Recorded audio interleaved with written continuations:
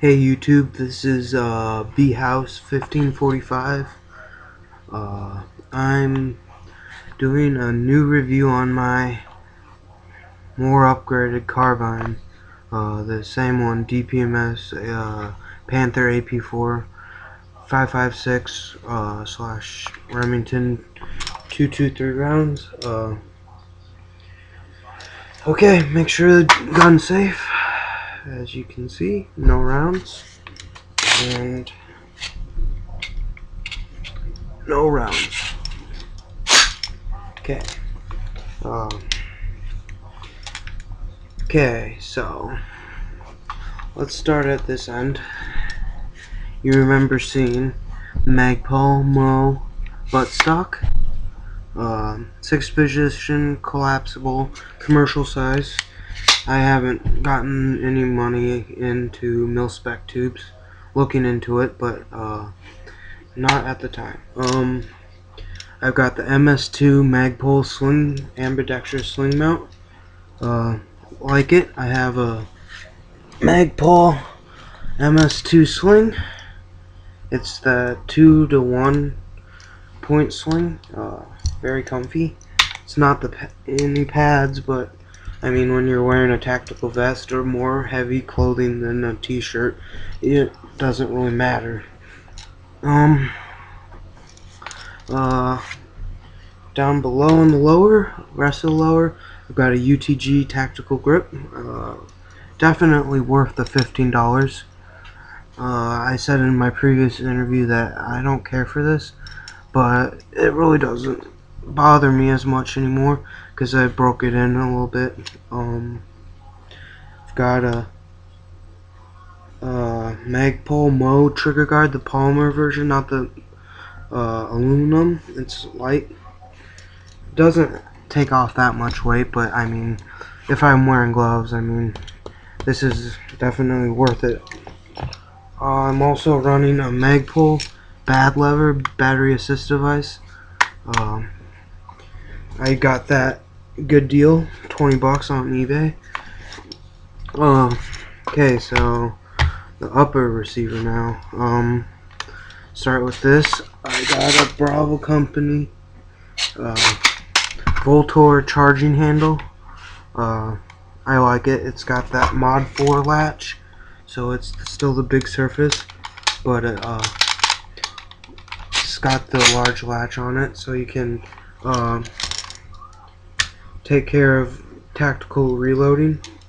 I oiled up and polished off my bolt, so it's nice and shiny now. I also am running the Troy version of a flip-up battle sight. It's not Troy, but it's an off-brand. It works perfectly fine. I haven't had any problems. It's zeroed in correctly, and so on and so forth. I've got this $150 EOTech clone. I said $200 in the previous interview, but that was with 1-day shipping, so it increased the price quite a bit.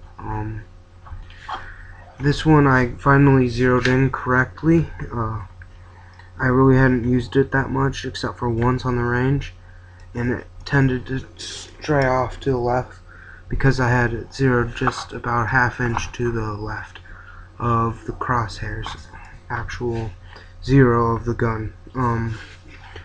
I had a Firefly mil-spec quad rail aluminum. I replaced this with the almighty Daniel Defense. This is my favorite upgrade so far. Daniel Defense Omega 7-inch rail. You can see that it's that one that has a continuous end. It's the low profile build, so it's not that much smaller than EOTech.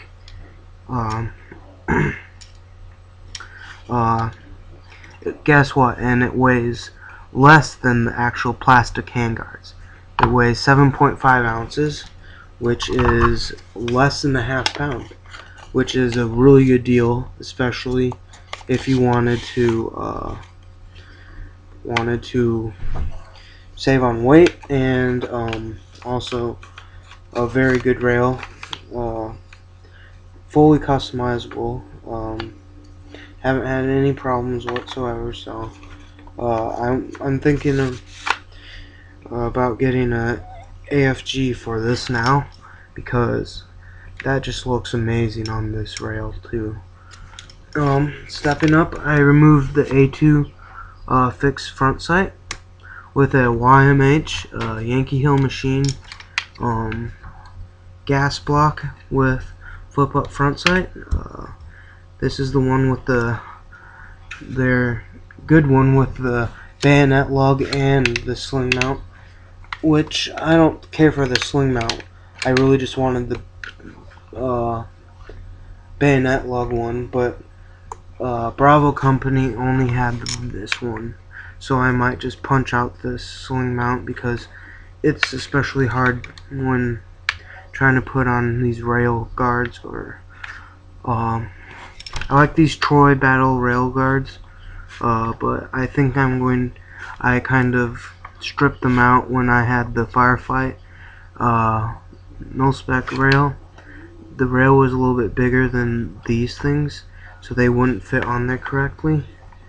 I'm thinking of those Magpul ladders, the rubber ladder covers, which are low profile but keep a comfortable grip on it still, and take off the sharp edges of this quad rail. So, see, there's with the sides up, and then with the sides down. That's what I like, tactical carbine. I also bought a Yankee Hill machine Phantom 5C flash suppressor, flash hider / muzzle brake. It's got the serrated edge at the top. It looks a lot like this, but instead of notches on just half of it, it's all the way around. But the gas is dispersed through here, so it doesn't kick up dirt, and also has the advantages of a flash hider. It's also got serrated edges on top, so if you wanted to break through glass or small plaster, or maybe some small plywood or something light, you could probably punch through it with the barrel of the gun. I'm also running some PMAG still. I only have one still. I've been more focused on upgrading the gun than acquiring more PMags, because the standard DPMS mags I enhanced with the Magpul enhanced spring, similar to this, but it's yellow. I put them in my DPMS mags, which I don't have at the time right now. I haven't taken this out since I put on the Daniel Defense or the gas block, but my gunsmith, which I used because I don't currently have a bench to do gunsmithing on, and the Daniel Defense rail I could have put on myself, but they had a handguard cover and the A2 sight, which was Loctited in, not Loctited, just shoved in really hard, and I think they were slightly